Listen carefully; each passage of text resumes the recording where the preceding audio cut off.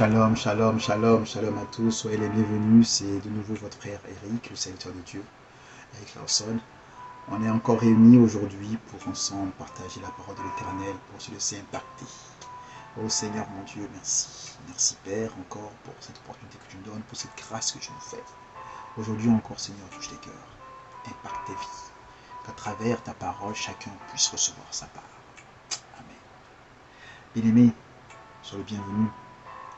Aujourd'hui, notre thème sera « Avance ». Peu importe les obstacles, avance. Ensemble, allons dans Matthieu 27, verset 27 à 32. Je lis la parole de l'Éternel. Les soldats du gouverneur conduisirent Jésus dans le prétoire, et ils assemblèrent autour de lui toute la cohorte. Ils lui ôtèrent ses vêtements, et ils le couvrirent de manteau écarlate. Ils tressèrent une couronne d'épines qu'ils posèrent sur sa tête. Ils lui mirent un roseau dans la main droite, puis s'agenouillant devant lui, ils le raillaient en disant « Salut, roi des Juifs !» Et ils crachaient contre lui, prenaient le roseau et frappaient sur sa tête. Après s'être ainsi moqués de lui, ils lui ôtèrent le manteau, lui remirent ses vêtements et l'amenèrent pour le crucifier. Lorsqu'ils sortirent, ils rencontrèrent un homme de Cyrène appelé Siméon et le forcèrent à porter la croix de Jésus. Amen. Et on finira également par le verset 54. Le centenier et ceux qui étaient avec lui pour garder Jésus, ayant vu le tremblement de terre et ce qui venait d'arriver, furent saisis d'une grande frayeur et dirent « Assurément, cet homme était fils de Dieu. » Amen. Bien-aimé, avance. Peu importe les obstacles, avance. Bien-aimé, Jésus avait une mission. Jésus était venu pour mourir à la croix pour nos péchés. Donc sur ce chemin qu'il a mené à la croix, Jésus a subi l'humiliation. Jésus étant tout puissant, aurait très bien pu faire descendre les anges et exterminer tous ces Romains qui lui liaient. Mais Jésus restait silencieux. Il a gardé en tête le but final. Il était humilié. Mais même dans cette humiliation, c'est bien aimé, il y a quelque chose de bizarre qui me vient à l'esprit. Ceux qui humiliaient Jésus s'agenouillaient devant lui et l'appelaient roi des Juifs. Amen. Ceux qui te veulent du mal, ceux qui veulent te voir bas, ces mêmes personnes, ils connaissent ta vraie valeur. Ils savent vraiment qui tu es. C'est pour ça que le centenier pouvait dire au verset 54, « Assurément, cet homme était fils de Dieu. » Oui. Dis-toi que face à l'obstacle, Dieu crée l'obstacle, ou Dieu accepte que tu sois en face de l'obstacle pour sa gloire. Amen. Donc face à l'adversité, ne vois pas l'adversité comme une fin. Vois l'adversité comme une étape vers ta victoire. Ne vois pas l'adversité comme un blocage. Vois cela comme la route qui te mène à ta gloire. Qui te mène à la gloire de Dieu. Donc dis-toi que tout concourt au bien de ceux qui aiment Dieu. Donc oui. Quand tu es dans les difficultés, ne regarde pas la difficulté. Regarde la solution qu'il y a derrière la difficulté. Amen. Ne te dis pas, oh Seigneur, qu'est-ce que je vais faire? Dis-toi, mais Seigneur, qu'est-ce que tu prévois? Amen. C'est pas, oh Seigneur, qu'est-ce que je vais faire? Non, c'est Seigneur, qu'est-ce que tu as prévu? Parce que le Seigneur ne prévoit que des choses positives pour toi. Donc face à la difficulté, face aux choses négatives, dis-toi, Seigneur, c'est quel miel tu as caché derrière? Je vais goûter au miel là. Mais pour goûter à ce miel qui est derrière, il faut déjà franchir l'obstacle.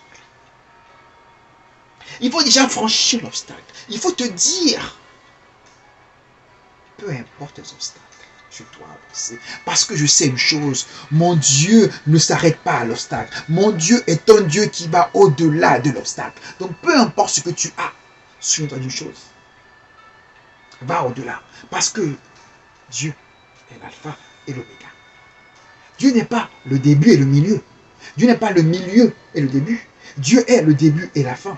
Donc, entre ton début et ta fin, il y a un obstacle. Mais cet obstacle-là, Dieu ne s'arrête pas là. Dieu va au-delà de l'obstacle. Dis-toi que Dieu n'est pas arrêté à l'obstacle.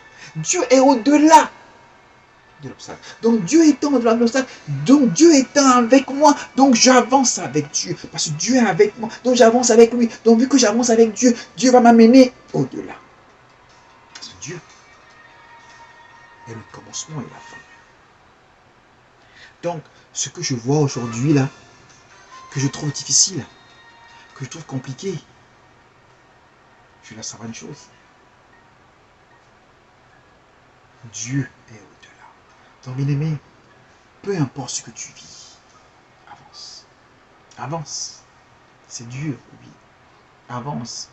Tu as perdu un être cher, avance. Tu as perdu ton enfant, avance. Tu es en deuil, avance. Tu as perdu ton boulot, avance. Tu es sans papier, avance. Tu viens de perdre ton travail, avance. Tu as perdu ta femme, avance. Ton mari t'a quitté, avance, avance, avance, avance, avance. Fais comme Jésus. Malgré l'humiliation, Jésus a continué d'avancer pour aller jusqu'à Golgotha. Parce que Jésus savait une chose. Je dois être crucifié. Je dois porter sur moi les péchés de l'humanité. Mais ce n'est pas tout. Le troisième jour, je vais me réveiller des morts pour le salut de l'humanité. Ça ne s'arrête pas là.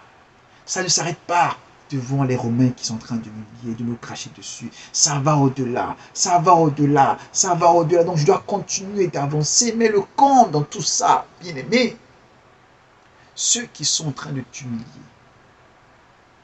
devant toi se mettent à genoux, pensant se moquer de toi, mais ils sont en train de révéler ta vraie valeur. Princesse de l'Éternel. Ceux qui t'humilient, à un moment donné, ils vont poser un acte noble. Ils vont poser un acte qui te glorifie. Ils vont poser un acte qui t'élève. Mais eux, ils pensent qu'ils sont en train de se moquer de toi. Mais non. L'acte qu'ils sont en train de poser là, c'est vraiment indirectement, ils sont en train de dire, tu es vraiment spécial. C'est pour ça qu'on te veut, parce que tu es spécial. Tu es princesse de l'Éternel. Tu es né pour briller.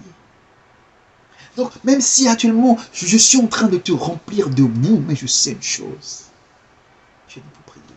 Même si actuellement, je suis en train de te remplir de charbon, tu es né pour prier. Même si actuellement je suis en train de te remplir de poussière,